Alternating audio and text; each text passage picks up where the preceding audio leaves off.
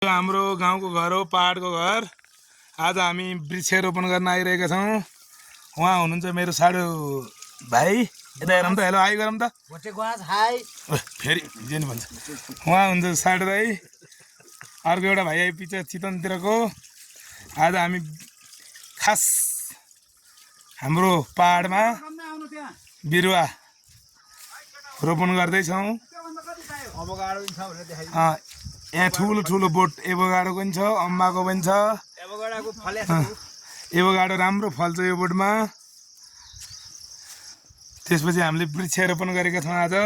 आज मिति 2082 साल 2 महिना 10 गते हो।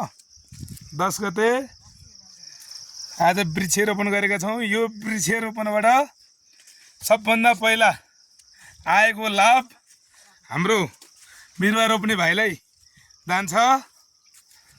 अब के कति आउँछ त्यो चाहिँ भगवान जाने। भगवान भरोसा।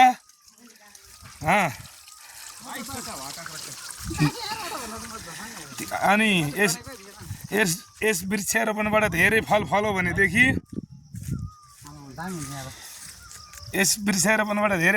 धेरै लाभ भयो भनेदेखि एउटा बुलेट गिफ्ट गर्ने कुरो छ हाम्रो साडो भाइलाई।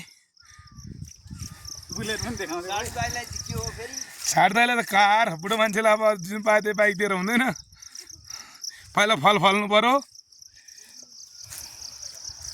फलिसकेर होइन त्यसको लाभ भएपछि अनि बल्ल दिने कुरो हुन्छ गिफ्ट। यो हाम्रो पहाडको घर हो।